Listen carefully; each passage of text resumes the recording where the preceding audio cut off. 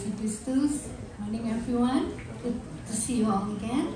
Mari kita siapkan hati dan pikiran kita dan menenangkan pikiran kita, hati kita untuk menghadap hadirat yang kudus. Let us prepare our heart and mind to come to His holy presence in meditation and prayer. Mari kita mulai.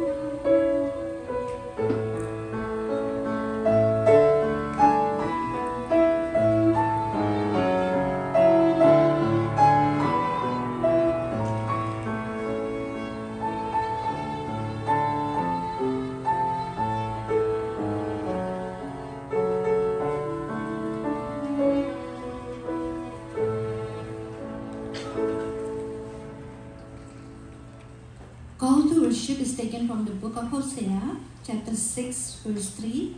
Ayat untuk mengawali ibadah kita pagi ini diambil dari kitab Hosea, pasal yang ke-6, ayatnya yang ketiga. Saya undang jemaat untuk bangkit berdiri di sana. Hosea 6, ayatnya yang ketiga berbunyi demikian. Marilah kita mengenal dan berusaha sungguh-sungguh mengenal Tuhan. Ia pasti muncul seperti fajar. Ia akan datang kepada kita seperti hujan pada akhir musim yang mengairi bumi. Demikianlah firman Tuhan. Mari kita buka ibadah kita dengan memuji Tuhan dengan pujian datang ke hadirat Tuhan. Mari kita datang ke hadirat Tuhan dengan penuh sukacita. Let us all make a joyful noise. Datang ke hadirat Tuhan.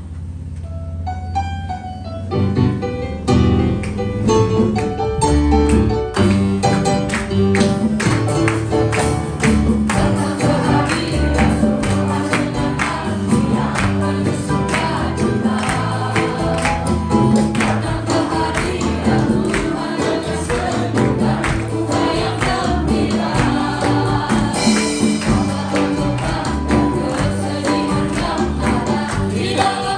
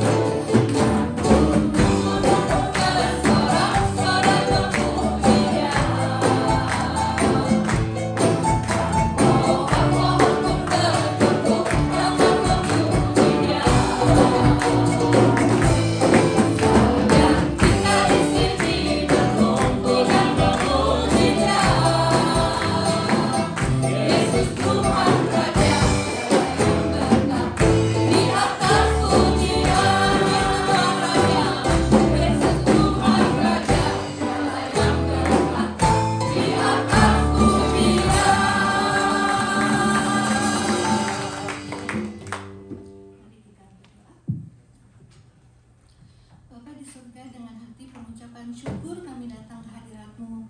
Kami sungguh bersukacita yang Kau melayakan kami semua untuk masuk dalam hadirat-Mu, untuk memuji dan menyembah-Mu. Our Heavenly Father, we come to you with a grateful heart, and we're glad that you let us come into your holy presence to praise and worship you. Kami berterima kasih atas penyertaan dan perlindungan-Mu sepanjang minggu yang lalu. Bapa, Engkau sungguh setia. Our faithful God, thank you for being with us this past week. Thank you for your love, your protection, your mercy upon us, Father. Thank you for everything. Ya Tuhan, kami juga siap untuk mendengar firman-Mu hari ini. Kiranya Engkau menguasai hati kami semua dengan kuasa Roh Kudus. Father God, we're ready to listen to your word today. Fill our heart with your Holy Spirit, and may our heart and mind focus only on you, Lord. Berkati dan urapi Pastor Paul yang akan menyampaikan firman-Mu. Ya Tuhan, bless and anoint Pastor Paul who will deliver your message. Berkati juga saudara-saudara kami yang belum dapat hadir hari ini. Bless our brothers and sisters who can come to your house today. May your healing hands touch those who are sick. Jamahlah ya Tuhan saudara-saudara kami yang sedang sakit. Dan sertai juga mereka yang dalam perjalanan agar mereka dapat tiba dengan selamat dan dapat beribadah bersama-sama kami. Bless those who are on their way so they will arrive safely when we all can worship together. Father God, we lift up our praise and worship into your hand. Kami serahkan ibadah kami ini ke dalam tangan-Mu ya Bapa. Di dalam nama Tuhan Yesus kami telah berdoa dan mengucap syukur. In Jesus' name we pray and give thanks. Amen. Kami serahkan jemaat untuk duduk kembali.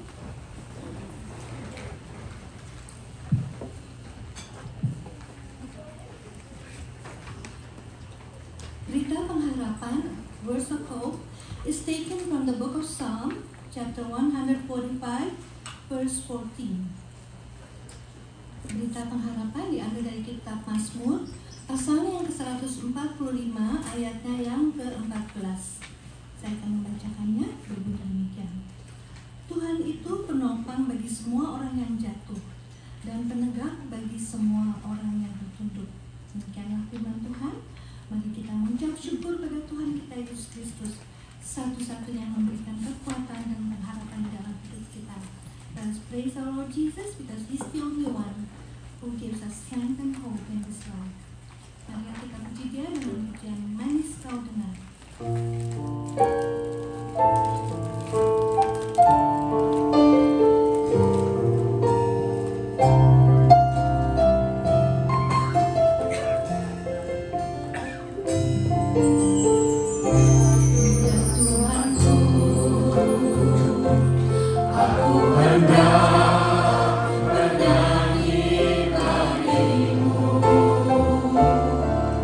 Selama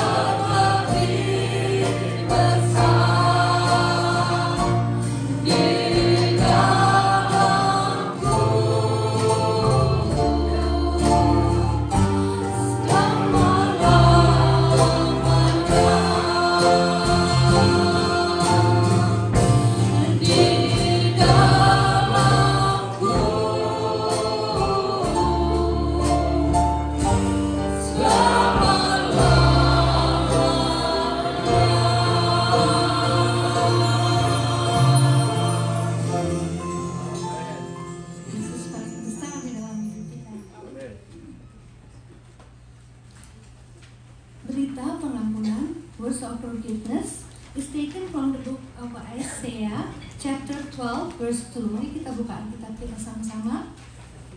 Kita akan membacanya bersama-sama. Berita pengampunan diambil dari kitab Yesaya, pasal yang ke-12, ayatnya yang kedua. Mari kita baca Yesaya 12, ayatnya yang kedua. Sungguh, Allah itu keselamatanku. Aku percaya dengan tidak gentar, sebab Tuhan Allah itu kekuatanku dan mazmurku. Ia telah menjadi keselamatanku. Mari kita sambut berita pengampunan ini dengan memuji Dia dengan pujian. Ia hanya sejauh doa. Praise the Lord that He is only a prayer away. Mari kita puji Dia.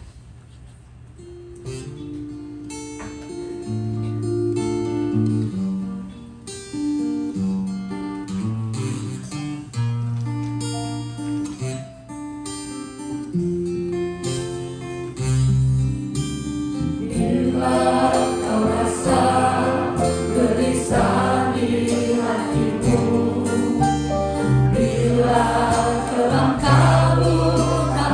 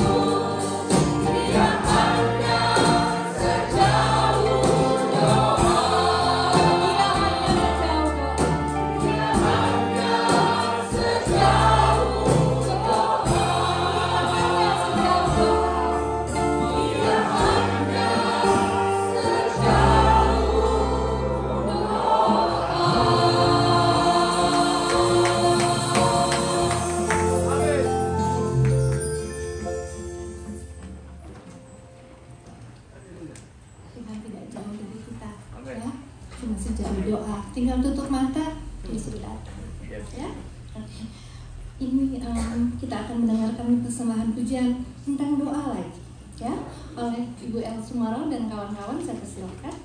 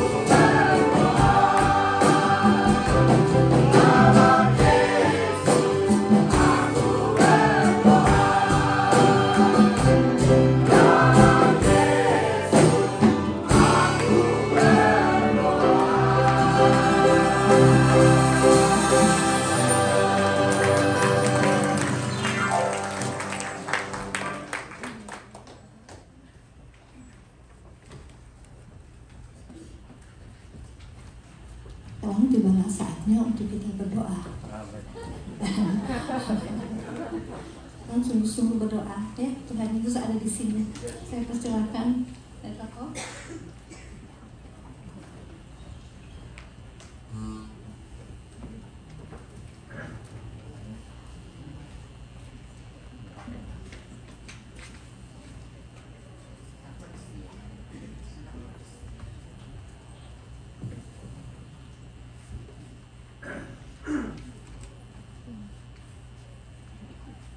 Lagu tadi, Doa, dinyanyikan oleh trio Murisa.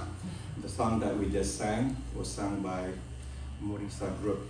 Tiga-tiga adalah teman-teman saya dari Gereja Kristus Ketapang. They're all my friends from Gereja Kristus Ketapang in Jakarta. Satu di antara mereka, pria Kristen, baru saja pulang ke rumah Bapak di sorga 2 minggu yang lalu. And one of them, pria Kristen, just went home to be with the Lord 2 weeks ago. Nanti di sorga, saudara dapat bertemu dengan dia dan bernyanyi bersama-sama. Ya, in heaven you'll be able to see him. I will introduce you to him. Mari kita nyanyikan nama Yesus.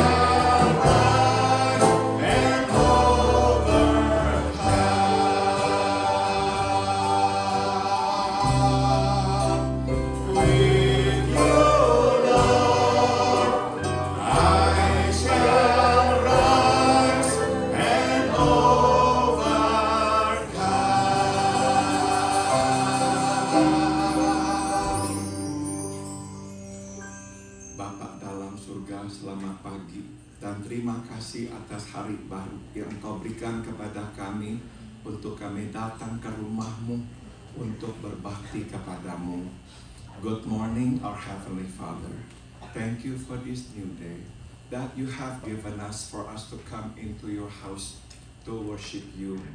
Kami naikkan syukur atas pemeliharaan-Mu dalam hidup kami.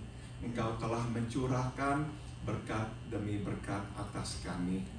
We also come before you to give you thanks, Father, for your providence upon our lives, for blessing after blessing that you have bestowed upon us. Bapa, kami juga naikkan syukur atas segala kekuatan-Mu yang Engkau limpahkan kepada kami, terutama tatkala kami sedang lemah. We also, Lord, particularly are grateful to you for the strength that you gave us in times of weakness. Bapa, kami tidak selalu kuat, kadang kami lemah, tapi di saat itulah tangan-Mu menarik kami dan menopang kami. Terima kasih. Lord, we're not always strong. Sometimes we're weak, but that's the time you reach out to us, and you pull us out, and you sustain us. Bapa, kami juga naikkan syukur kepadamu, karena Tuhan menunjukkan jalan-Mu tatkala kami tidak tahu mesti pergi kemana. We are also thankful to you, Father, for your direction in times of confusion when we don't know where to go. Kami selalu ditunjukkan jalan-Mu. Terima kasih Tuhan Yesus. Thank you for always showing us your way. Kami pun naikkan doa, mengakui kami orang-orang berdosa. Kami sudah tahu kehendak-Mu, tapi tidak selalu menaati-Mu. We also come before you to confess that we are sinners. We know what your will was, but we did not always obey you. Ampuni kami. Basuhlah kami dengan darah-Mu, ya Tuhan. So we pray, please forgive us our sins. Please, Lord, wash us clean with your blood. Dan biarlah di hari mendatang kami hidup seturut dengan kehendak-Mu. And we pray, may in the days to come, we will live in accordance to your will. Bapak, kami naikkan doa sekarang buat saudara-saudara kami yang tengah sakit. Now we want to pray for our brothers and sisters who are ill. Kami mengangkat saudara kami, Hari Ardianto, ke dalam tangan-Mu. Memohon Tuhan meringankan, menghilangkan sakit penyakitnya. Dan biarlah Engkau meneguhkan imannya dan pengharapannya padamu. We remember our brother Hari Ardianto. We pray, Father, may you alleviate and take away all the pain from his body. We pray for healing upon him. We pray, may you strengthen him and his faith, Father, that he will continue to hope in you. Kami juga berdoa, ya Bapak, buat tetangga kami Norma. Berilah kepadanya kekuatan dan kesembuhan. We pray also for our neighbor Norma. May you continue to strengthen her and to heal her. Kami berdoa buat saudari Andri, memohon teruslah Engkau kuatkan tubuhnya sehingga makin hari Andri makin sehat. We pray also for Andri, may you continue to strengthen her, that each day she will grow stronger and healthier. Kami berdoa buat Om Peter Subadia, memohon biarlah Engkau memberinya kekuatan sehingga suatu hari kelak ia pun dapat berjalan. We pray for our brother Om Peter Subadia. May you also strengthen him, that one day he'll be able to walk again. Bapak, kami juga mengingat Tante Elvir. Berilah kepadanya kenyamanan, tidak lagi dirundung sakit, dan biarlah Tuhan sembuhkan yang membuatnya sakit. We pray for Tante Elvir, dear Lord. May you also touch and heal her. Take the pain away from her body, dear Lord, that she will be pain-free. And may you heal whatever is causing all her pain. Bapak, kami juga berdoa buat Om Arthur. Teruslah Engkau berinya kekuatan, terutama menjalani perawatan, dan lindungilah dari segala sakit penyakit. We pray for our brother Om Arthur. May you also give him strength to go through treatment week after week, and may you also protect him from illnesses. Kami juga berdoa buat Saudari Herwi, Saudara Anyau, jamahlah keduanya, sembuhkanlah mereka. We remember our sister Herwi and our brother Anyau. May you touch and heal them, Father. Kami berdoa buat saudari kami Stephanie dan juga Mira. Biarlah Tuhan terus topang mereka dan sembuhkan mereka. We pray for Stephanie and Mira. May you continue to uphold them and to heal them. Dan kami berdoa buat pendeta Tony Moniaga. Biarlah tangan-Mu terus menopangnya dan menyembuhkannya dari sakit penyakitnya. We pray for our brother Tony Moniaga. May your hands uphold him, give him strength, and may you heal him, Father. Kami juga berdoa buat saudari Susan. Biarlah tangan-Mu juga menjamah dan menyembuhkan Susan. We pray for our sister Susan, dear Lord. May you touch and heal her, that she will recover. Dan biarlah Tuhan terus kuatkan saudara kami Yudi, supaya makin hari dia juga makin sehat We pray for our brother Yudi. May you touch and heal him, that each day he will grow stronger. Bapak, terima kasih Engkau mendengarkan doa-doa kami. Kami percaya pada waktu-Mu. Engkau jawab sesuai dengan kehendak dan kemurahan-Mu. Thank you, Father, for hearing all our prayers. We know, Lord, in your time, in accordance to your mercy, you will answer our prayers.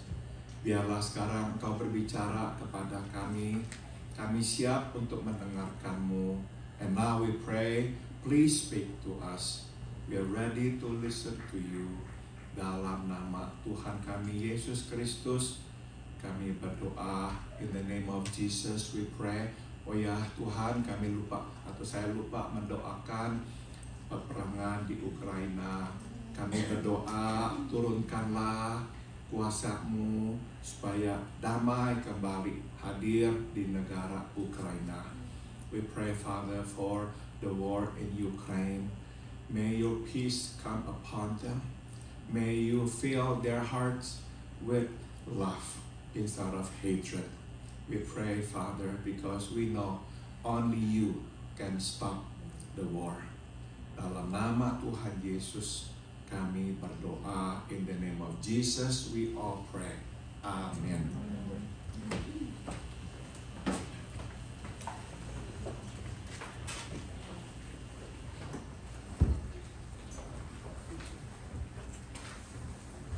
Saudara-saudara, marilah kita buka kitab Kisah Para Rasul pasal 20. Will you please turn your Bible to the book of Acts chapter 20. Kisah Para Rasul pasal 20, the book of Acts chapter 20. Kita membaca ayat 29 hingga ayat 31. And we are going to read from verse 29 to verse 31. Mari kita bangkit untuk pembacaan firman Tuhan. Will you please stand for the reading of the scripture? Saya baca ayat 29, saudara 30, begitu seterusnya. Verse 29, I will read. Aku tahu bahwa sesudah aku pergi, serigala-serigala yang ganas akan masuk ke tengah-tengah kamu dan tidak akan menyayangkan kawanan itu.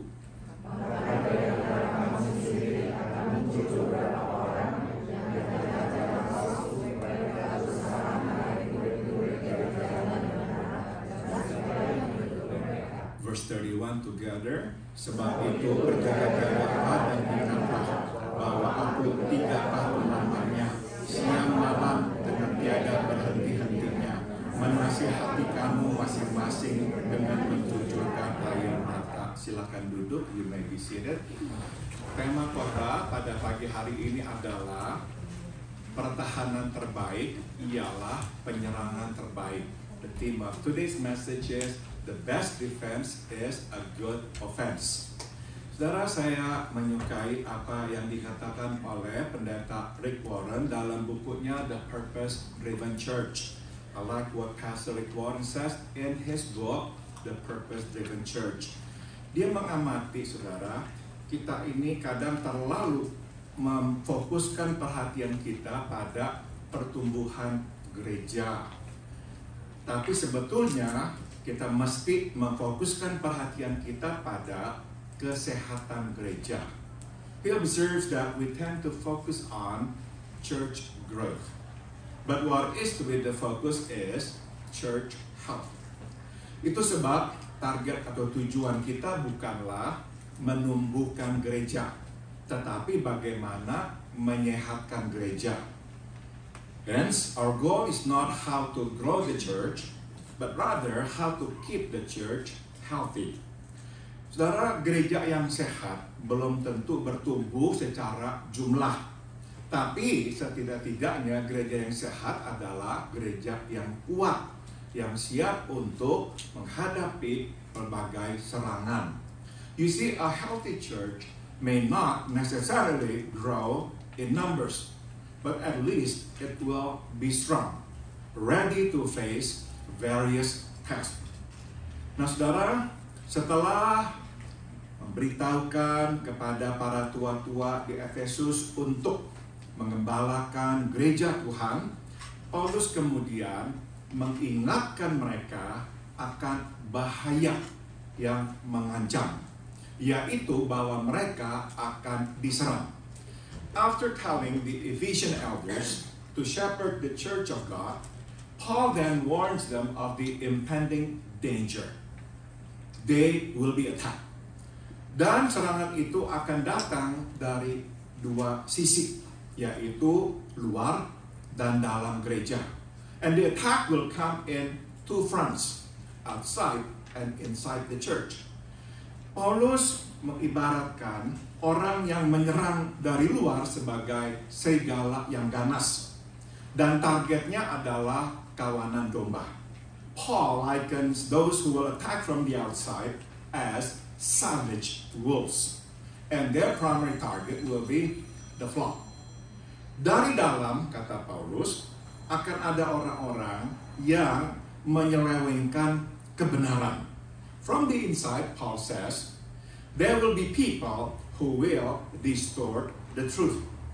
Mereka akan memunculkan injil-injil mereka sendiri yang berbeda dan akhirnya berusaha memecah belahkan gereja Tuhan. They will come up with different gospels and manage to split the church of God. Nah, sebelum Paulus meninggalkan mereka, Paulus mengingatkan para tua-tua ini untuk siap menghadapi ancaman-ancaman ini. So before he leaves them, Paul warns these elders to be ready to deal with these threats. Saudara, gembala sidang atau pendeta harus memperhatikan kawanan dombanya. Pastors are to keep watch over the flock. Mereka mesti mengetahui dan memenuhi kebutuhan kawanan dombanya dan menunjukkan jalan Tuhan kepada mereka. They ought to know and meet the flock's needs and show them the way of the Lord. Namun gembala sidang, pendeta mesti melindungi kawanan dombanya pula. But pastors must also protect the flock. Pendeta tidak dapat melindungi kawanan domba dari penganiayaan karena iman. They cannot protect the flock from persecution because of their faith. Tapi pendeta atau gembala dapat dan seharusnya melindungi kawanan domba dari orang yang mau memangsa domba-domba ini. But they can and should protect the flock from those who want to prey on them. Saudara, gereja seharusnya menyambut semua yang bermasalah. A church is to welcome those who have problems. Bukankah kita ini adalah kumpulan orang-orang yang berdosa dan tidak sempurna? It is after all a community of the sinful and the imperfect. Namun saudara, gereja juga harus menjaga diri terhadap orang yang jahat. Nonetheless, a church is to guard against those who are evil. Saudara, ada perbedaan antara berdosa dan jahat. You see, there is a difference between sinful and evil. Gembala mesti membedakan keduanya. And pastors must draw the line between the two. Kita menerima orang berdosa, tapi kita menolak orang yang jahat. We accept sinful men, but we reject evil men. Dalam pelayanan saya telah berjumpa dengan orang yang mengklaim diri sebagai orang Kristen, tapi mereka jahat. In ministry, I have met evil people who claim to be Christian. Mereka datang ke gereja secara teratur dan bahkan sebagian terlibat dalam pelayanan. They go to church regularly and some are even active in ministries. Sayangnya di luar gereja, mereka seperti yang Paul katakan di sini, mereka adalah serigala yang ganas. Unfortunately, outside the church, they are like what Paul says here, savage wolves. Mereka memakan dan menghancurkan orang. They devour and destroy others. Ada yang menjahati pasangannya dan anak-anaknya. There are some who physically abuse their spouses and children. Dan ada yang menipu orang-orang. And there are some who swindle others. Mereka orang-orang yang tidak peduli dengan orang lain. There are people who have no regard for others. Nah, kita sebagai gembala mesti melindungi kawanan domba dari orang-orang seperti itu agar kawanan domba kita tidak dimangsa mereka. And so we pastors must protect the flock from such people, and so they won't fall prey to them. Saudara, pada umumnya saya temukan bahwa kita orang Kristen adalah orang-orang yang baik, penuh kasih, dan mudah percaya orang. I found that in general, we Christians are kind, loving, and trusting. Kita berusaha menaati ajaran Kristus. We try to follow the teaching of Christ. Tapi saudara, kita mesti mengakui ada titik lemahnya dari kekuatan ini.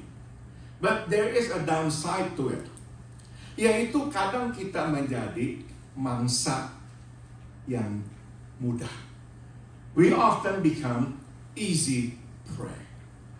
Orang jahat dengan mudah datang memanfaatkan kita dan menyalahgunakan kebaikan dan kepercayaan kita. Evil people easily come, take advantage of us, and misuse our kindness and trust. Saudara, orang jahat setiap kali melihat gereja dan orang-orang Kristen sebagai mangsa. So you see, some evil people do see the church and Christians as easy targets. Nah, maka saudara, seperti Yesus Tuhan kita telah mengingatkan kita bahwa aku mengutus engkau sebagai domba di tengah-tengah serigala. Itu sebab engkau hendaklah cerdik seperti ular dan tulus seperti merpati. Matius 10 ayat 11. So as Jesus our Lord has warned us, I'm sending you out as sheep among wolves. Therefore, be shrewd as snakes and as innocent as doves. Matthew 10:16. Kita mesti bersih dan kita juga mesti bijak. So you see, we must be pure, but we must also be wise. Nah, setelah mengatakan itu, saya juga mesti mengatakan satu hal yang lainnya, itu kita para gembala tidak boleh melindungi jemaat secara berlebihan. Having said that, I must also say that we pastors should not be inappropriately protective of the flock. Saudara, satu hal melindungi kawanan domba dari orang jahat. Hal yang lain menjaga domba-domba jangan sampai mengambil keputusan yang tidak kita setujui. You see, it is one thing to protect the flock from evil people. It is another thing to keep the flock from making choices that we disagree with. Misalnya, saudara, kita pendeta atau gembala tidak seharusnya melarang domba-domba kita pindah gereja. We should not prohibit our flock from leaving the church for another church.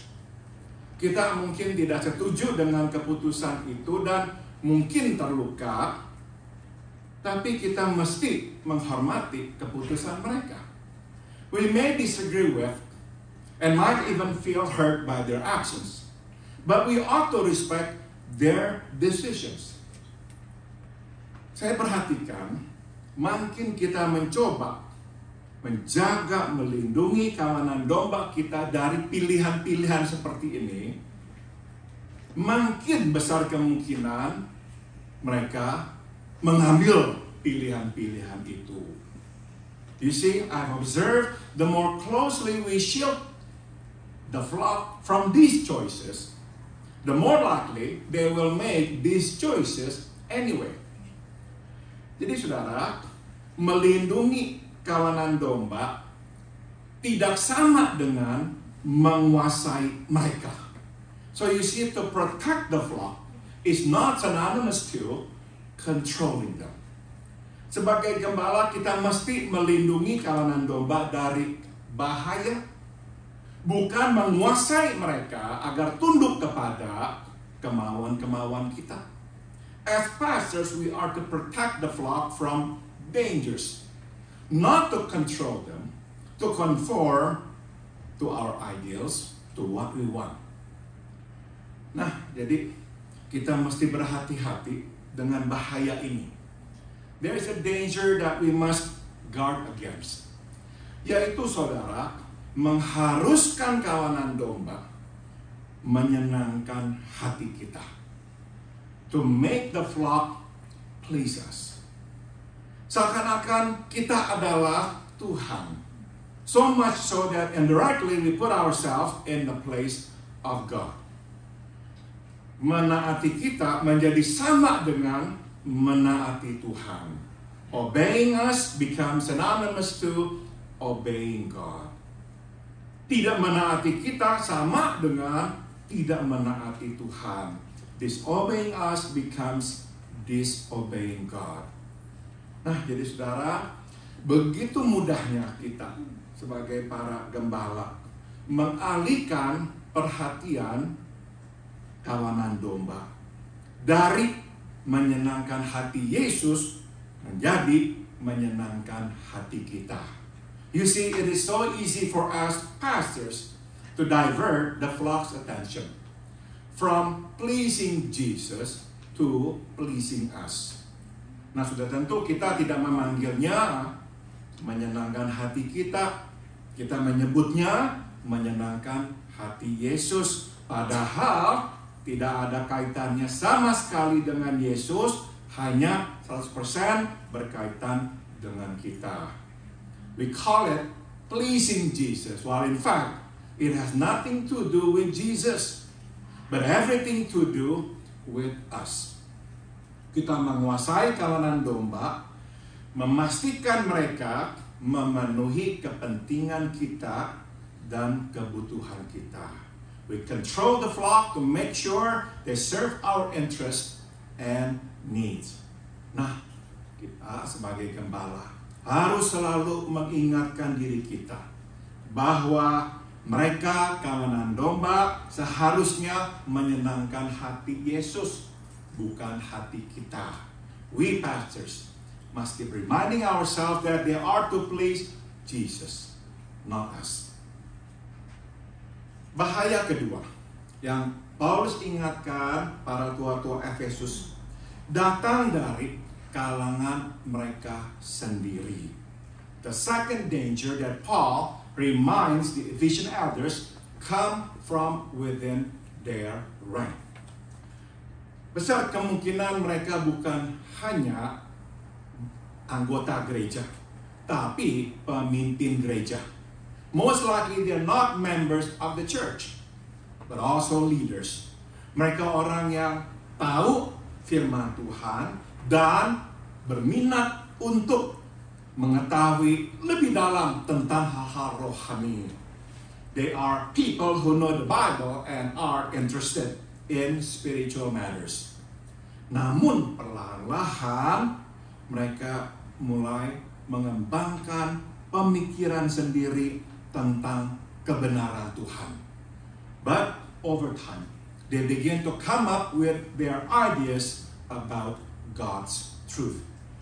Perlahan tapi pasti mereka menyebarkan pemikiran mereka di tengah-tengah kawanan domba dan akan ada orang yang mendengarkan mereka.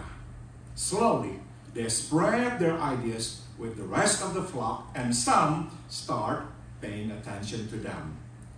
Bukankah mereka ini orang-orang yang tahu Alkitab dan mencari Tuhan?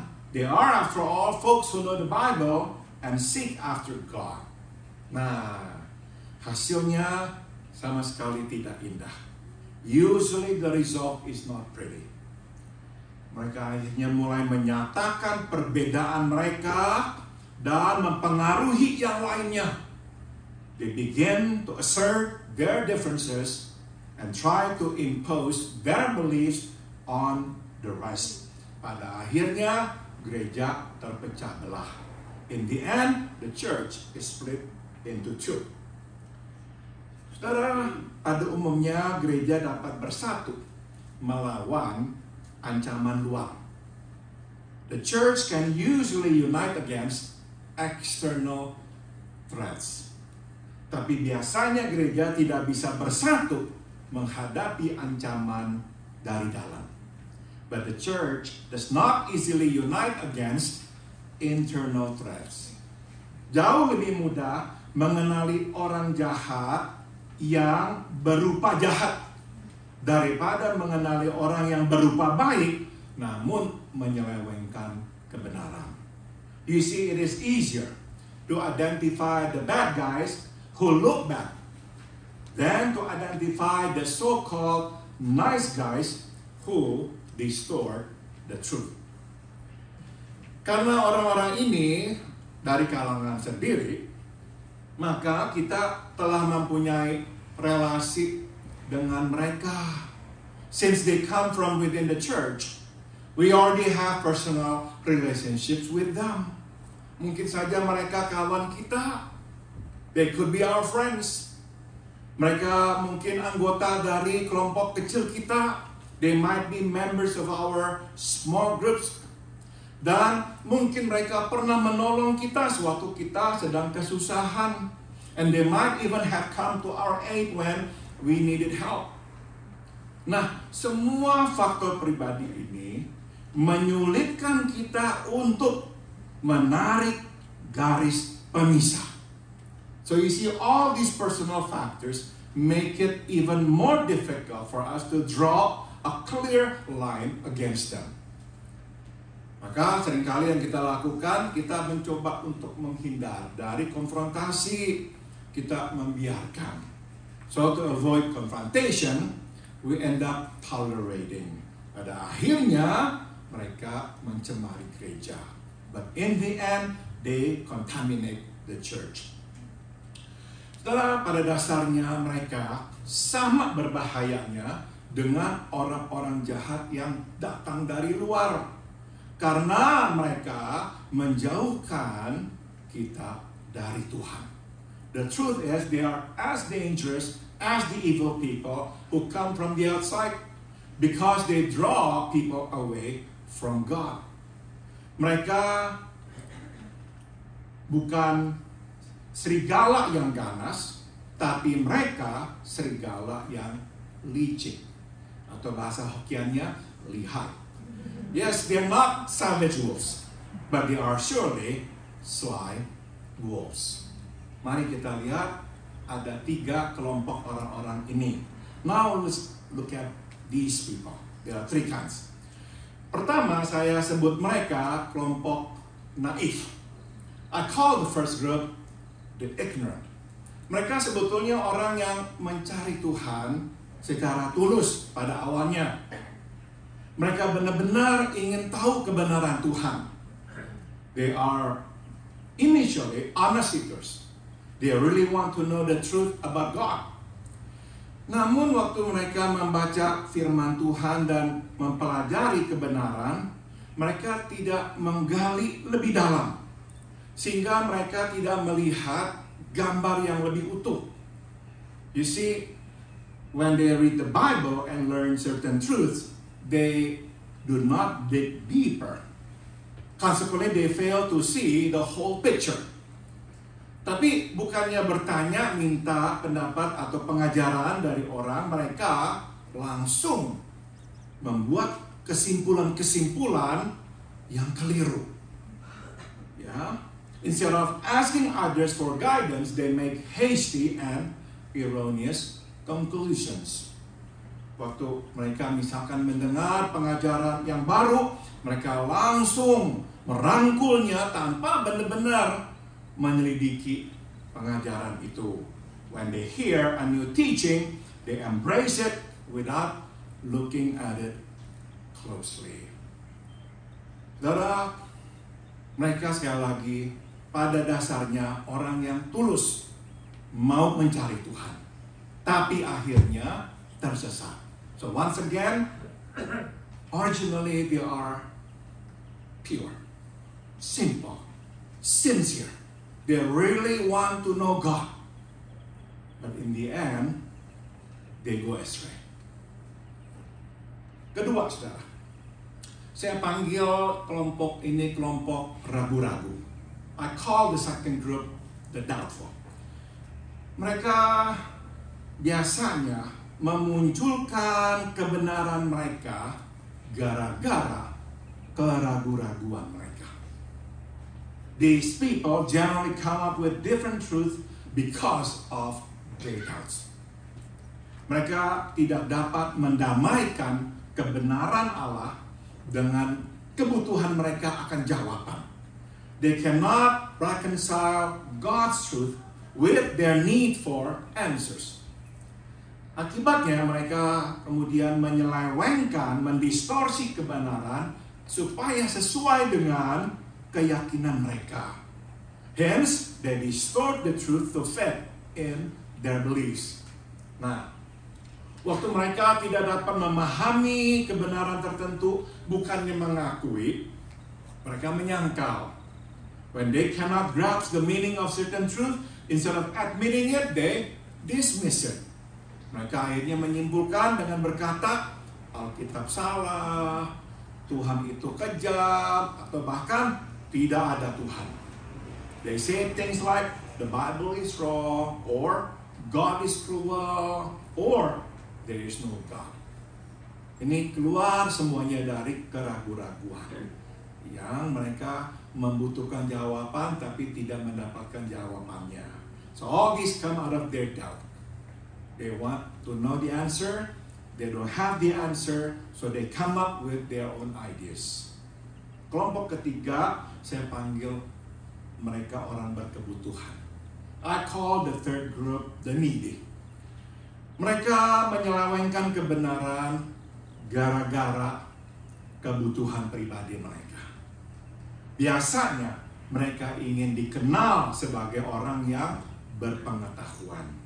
These people distort the truth for personal needs. Usually they want to be known as knowledgeable. Atau mereka ingin menjadi pemimpin, mereka ingin orang ikut mereka. Or perhaps they want to be leaders. They want people to follow them. Singkat kata, mereka mempunyai kebutuhan untuk menjadi orang yang penting. Simply put, they want to feel important. Maka mereka akan memunculkan gagasan-gagasan yang sensasional, malangnya jauh dari kebenaran. They then come up with sensational ideas which unfortunately are far from the truth. Nah, saya menemukan kebanyakan orang yang menyelewengkan kebenaran Tuhan adalah dari kelompok ini. I have found that out of all who distort the truth, this group makes up the largest bunch. Saudara, banyak ide atau gagasan, keyakinan yang aneh-aneh keluar dari kebutuhan pribadi. So you see a lot of strange beliefs arise out of personal needs. Saudara, siapapun mereka, pada akhirnya mereka menyelewengkan kebenaran dan menimbulkan perpecahan. Whoever they are, in the end they distort the truth and create friction in the church. Banyak gereja mengalami perpecahan gara-gara ini. Lots of churches have gone through breakups due to this. Akhirnya saudara, kita tahu bukan saja menyakitkan, tapi seringkali menyisakan kepahitan. The result is more than painful. It is embittering. Banyak orang yang mengalami perpecahan gereja, menjadi disilusi dengan gereja. Bahkan ada sebagian yang memutuskan tidak akan lagi pergi ke gereja. Lots of members come out of this breakup feeling disillusioned with the church. Some even decide to quit going to church.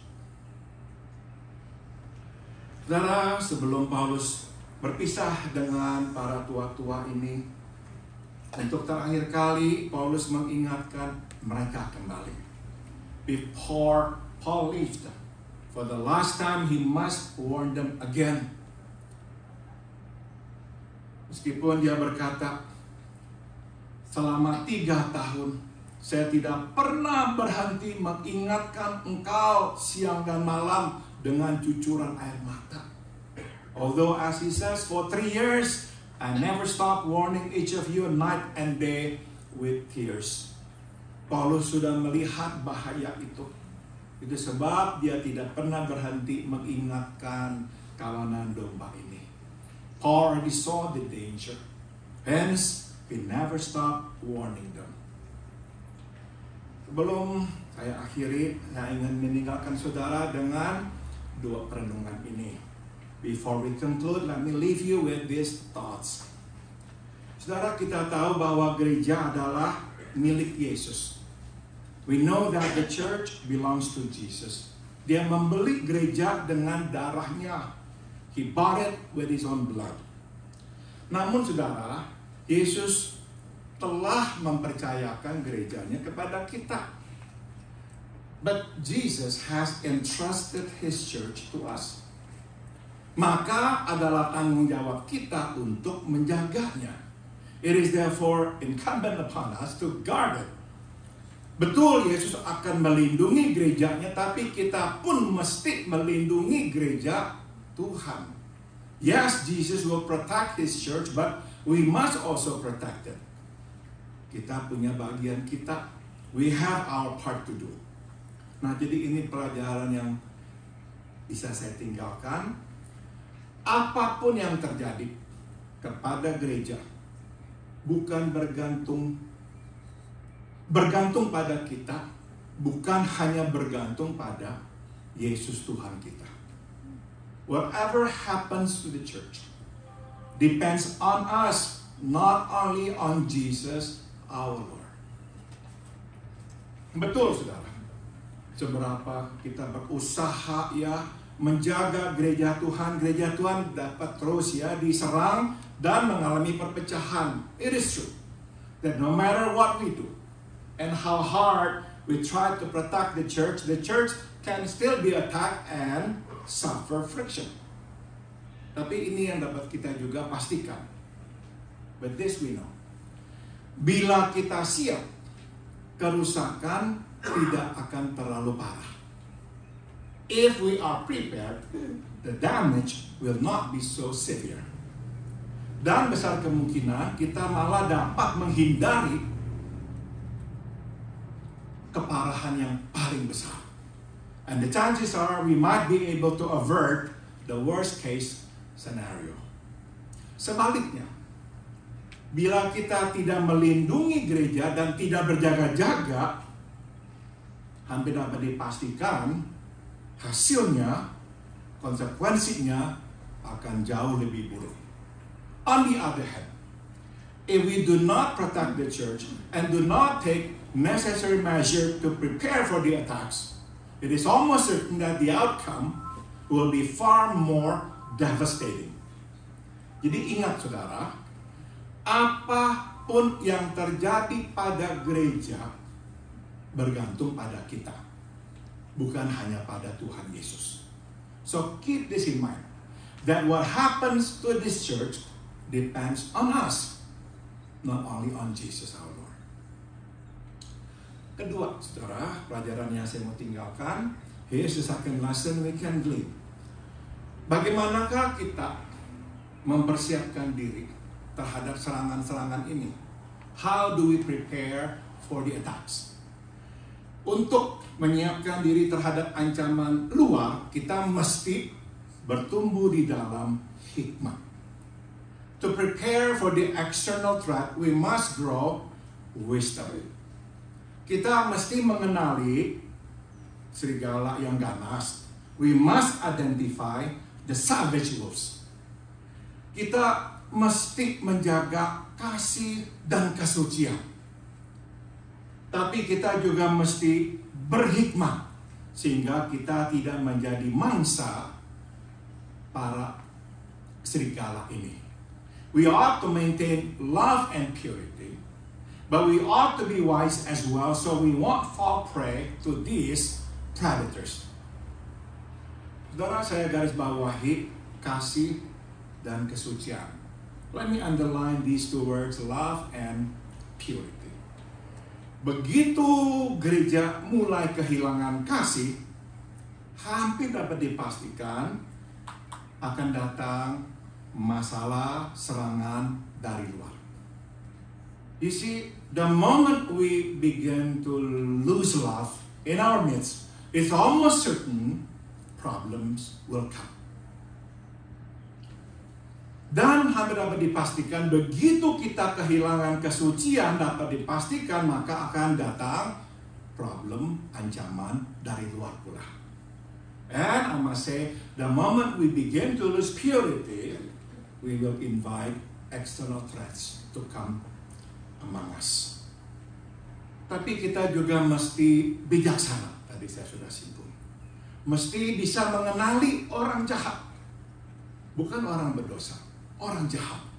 But we must grow in wisdom. We must know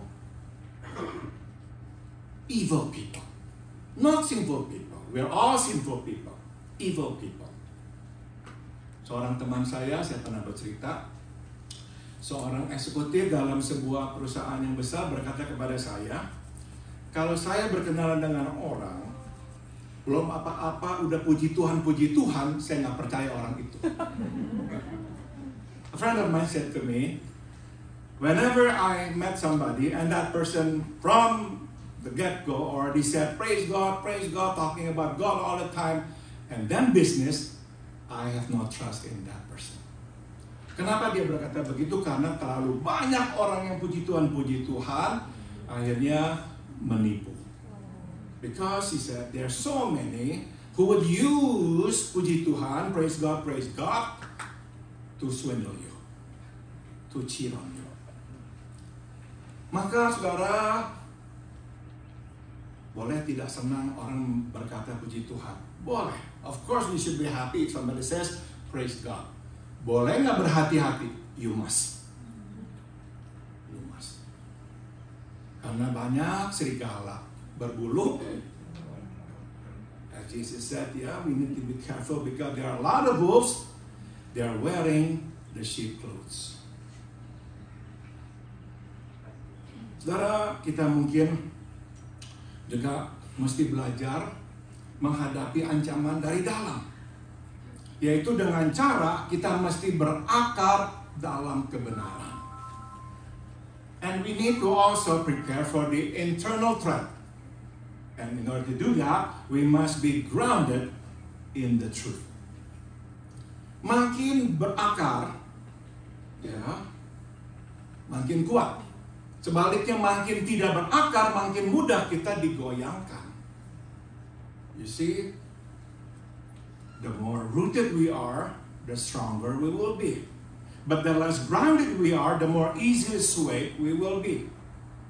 Maka kita mesti menggali kebenaran Tuhan. Dan kita sebagai pendeta dan gembala mesti mengkhotbahkan firman atau perkataan Tuhan, bukan perkataan sendiri. So we must dig in the truth of God, and pastors must preach the word, not their words. Mungkin kita pernah mendengar pepatah, pertahanan terbaik adalah penyerangan terbaik. We may have heard this saying, the best defense is a good offense. Kita bisa melihat prinsip inilah yang diterapkan oleh Paulus. We can see this principle applied here by Paul. Fokusnya adalah ke dalam, saudara. Memperkuat persatuan dan memperdalam akar di dalam iman. His focus is internal, strengthening their unity and deepening their roots in the faith. Itu sebab dia meminta para tua-tua gereja untuk menjaga kawanan domba. Hence, he asked these church leaders to keep watch over the flock. Ini alasannya, saudara. Here's the reason. Kawanan domba yang diperhatikan biasanya tidak lagi melencar kemana-mana mencari makanan. You see, a well-attended flock will not wander around looking for food. Jadi mereka tidak menjadi mangsa atau penyalahgunaan. They do not become easy target of attack and abuse. Juga saudara, kawanan domba yang diperhatikan biasanya bersatu. Mereka tidak mudah dipecah belah. Further, a well-attended flock will stick together. They will be united and not easily broken up. Lebih penting lagi, kawanan domba yang diperhatikan akan menerima pengajaran tentang Tuhan dan kebenarannya yang berimbang. More importantly, a well-attended flock will receive a well-balanced teaching about God and His truth. Sebagai buahnya, iman mereka, pemahaman mereka akan bertambah. As a result, their faith and understanding will deepen. Mereka tidak mudah lagi dipikat, disesatkan oleh pengajaran-pengajaran yang sensasional dan aneh. They will not be easily lured away by strange and sensational teachings. Jadi saudara, ini kesimpulannya, tidak ada alasan atau tidak perlu menyerang orang lain. So there is no need to attack other groups. Kita hanya perlu fokus pada kelompok kita sendiri. Instead, focus on our group. Bila kita mengerjakan tugas kita, mengakarkan kawanan domba dalam firman, dengan sendirinya mereka akan dapat mengenali orang yang aneh dan ajaran yang aneh. If we do our job in grounding the flock in the word, they will be able to recognize strange people and strange teachings. Saudara, ingat ya, Allah kita bukanlah Allah yang aneh, tapi Allah yang ajaib. Ada bedanya, saudara-saudara. You see, our God is not a strange God. Our God is a miraculous God. Jadi, jangan kejar-kejar hal-hal yang aneh. So do not go after strange things. Mari kita berdoa. Bapa dalam surga, peringatan yang Paulus berikan bukan saja untuk para tua-tua Efesus, tapi untuk kami pula hari ini. Our Heavenly Father, we know that these warnings are not only for the elders at Ephesus, but it's also for us here today. Bapa dalam surga, biar kami berjaga-jaga. Help us, Father. Be ready. Be prepared. Dengan cara makin berakar di dalam kebenaran-Mu, firman-Mu. And we want to do that, Father, by being more grounded in the truth of God and in the Word of God. Terima kasih Tuhan Yesus. Thank you, Lord Jesus. Di dalam nama-Mu kami berdoa. In your name, Christ Jesus, we all pray. Amen. Terima kasih.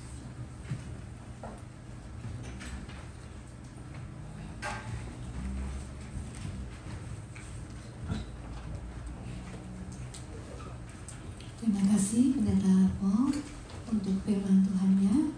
Ya, marilah kita jangan jadi serigala berbulu domba, tapi menjadi domba berbulu domba juga. Ya, Kita sama-sama bertumbuh di dalam hikmat Tuhan, berakar dengan kuat di atas firman Tuhan, dan nanti akhirnya kita akan berbuah-buah, ya. Kita akan mempunyai buah-buah roh kalau kita berakar kuat di atas firman Tuhan. Mari kita puji Dia dengan pujian Be With You. Ini lagu yang baru, kita pelajari bersama-sama. Saya undang jemaat untuk bangkit berdiri. Kita akan memuji Dia dengan pujian Be With You.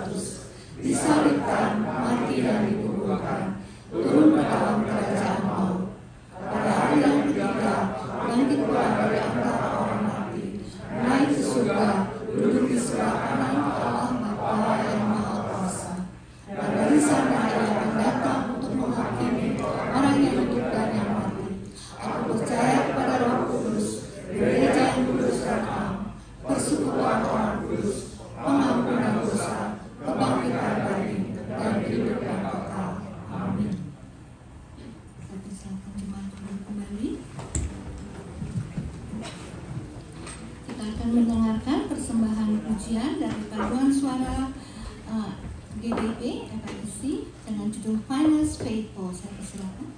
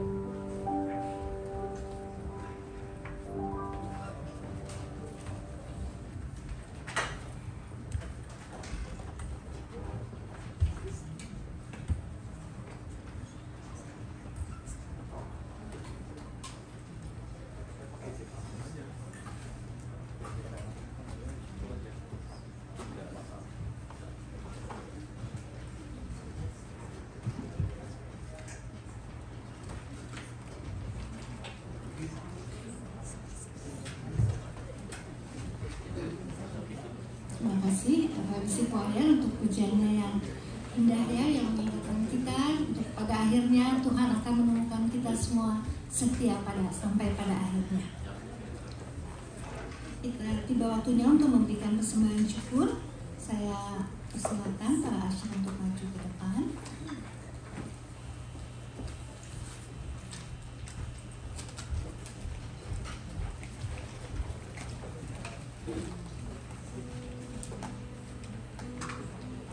Saya persilakan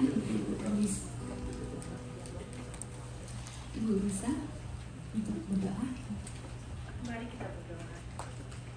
Ya Tuhan, terima kasih untuk kesempatan yang Tuhan berikan pada saat ini untuk kami juga dapat memberikan persembahan kami kepadamu ya Tuhan. Tuhan sudah memimpin kebaktian kami dari mula ya Tuhan sampai pada saat ini. Kiranya saat ini ya Tuhan kami dapat memberikan yang terbaik juga untuk Tuhan. Walaupun kecil tapi dapat kami pakai juga untuk memuliakan dan membesarkan kerajaan-Mu di dalam bumi ini ya Tuhan. Tuhan berkati semuanya yang sudah memberi dan yang juga belum dapat memberi, supaya lain kali ya Tuhan kami semua dapat juga memberikan. Doa kami yang singkat dan kurang sempurna ini ya Tuhan kami alaskan hanya di dalam nama Tuhan Yesus Kristus, Juru Selamat dan Penebus kami yang hidup. Amin. Sambil persembahan syukur dijalankan, kita akan menikmati pujian dari Praise Team.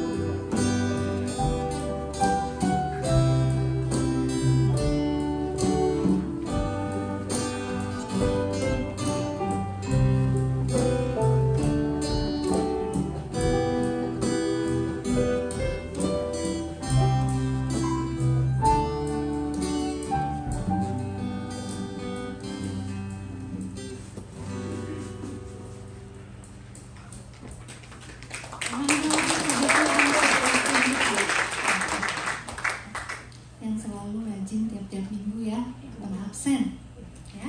Terima kasih Teti. Kita akan akhiri ibadah kita dengan pujian Bila Bunyi Sangkakala. Kiranya inilah kerinduan kita semua dan kita imani bahwa ketika sangkakala berbunyi nama kita ada, nama kita dipanggil. Oke, saya undang jemaat untuk bangkit berdiri.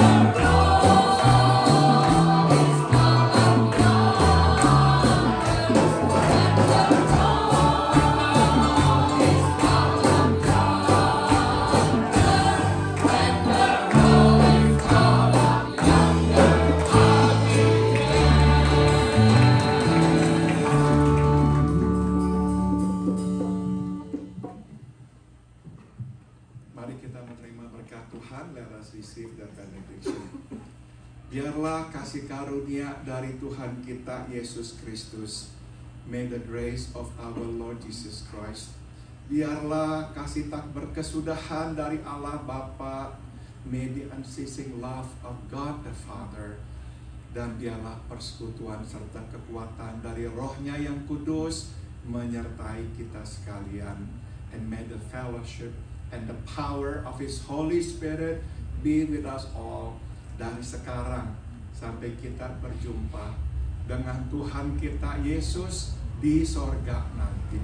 From now on until we see Him face to face in heavens above. Amin.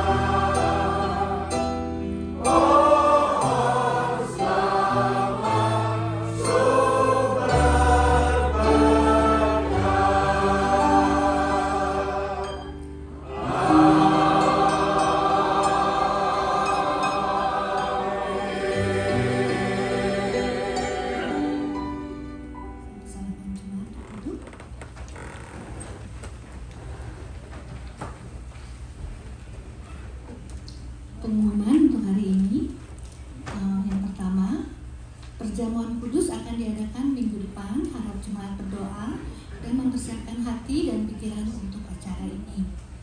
Yang kedua, hari ini tidak ada latihan paduan suara. Dan pada ketawa semua sih, seneng ya kalau pagi. Tapi kalau lagi paduan suara kalau nggak ada latihan paduan suara pulangnya malahan sore, ya kan, banyakan ngobrolnya. Tapi nggak apa-apa ya, suaranya bagus-bagus. Terima kasih bagi mereka yang sudah ambil bagian dalam pelayanan hari ini. Terima kasih semua, Tuhan memberkati. Ada yang baru pertama kali hadir? Ada, kiri kanan, ada ya, semua wajah-wajah lama. Dan kami ingin mengucapkan selamat hari ulang tahun kepada Ibu Justina Lim, 28 Maret. Oh, saya lupa satu ya. Hari ini tanggal 27 Maret adalah ulang tahun dari Angie Surya Mega. Ance, happy birthday Ance. Oh iya, Bel anaknya dari Pak Joseph dan Bu Wina. Bel.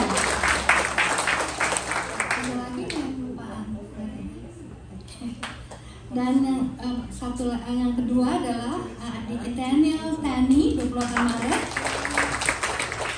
Lalu Ibu Yusinta Gunawan Cun, 30 Maret. Nah, yang ini gembala kita nih. Oh, Gunadi, dan adik kecil Davino, tanggal 1. Adik Jeremiah Adijaya, tanggal 2.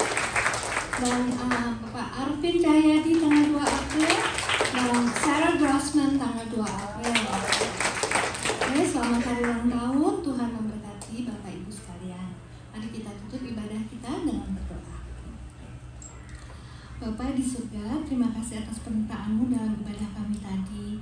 Dan kiranya ibadah kami selalu berkenan dan menyenangkan hati-Mu ya Tuhan. Our Heavenly Father, thank you for being with us, and may our praise and worship always pleases you, Lord. Thank you for your word. May we all be grounded on your word, Lord. Grow together in your wisdom and be fruitful. Kiranya kita dapat terus berakar dengan kuat di atas firman-Mu dan selalu bertumbuh di dalam hikmat-Mu ya Tuhan. Ya Tuhan, kami juga mohon agar Engkau terus berjalan bersama kami, memimpin langkah kami, dan kiranya Roh Kudus selalu menguasai hati kami, sehingga kami selalu berjalan di jalan yang Engkau ingini. Lord Jesus, walk with us, be our guidance, and may the Holy Spirit always work within us, so we may always live according to your will, Lord. We ask that you also bless our fellowship, and bless the food that we're about to eat, so it may nourish our body and strengthen our faith. And because you are a faithful God that will always provide all the things that we need, Lord. Terima kasih Tuhan Yesus, di dalam nama-Mu kami telah berdoa dan mengucap syukur. Amin. Sudah selesai, selamat hari Minggu.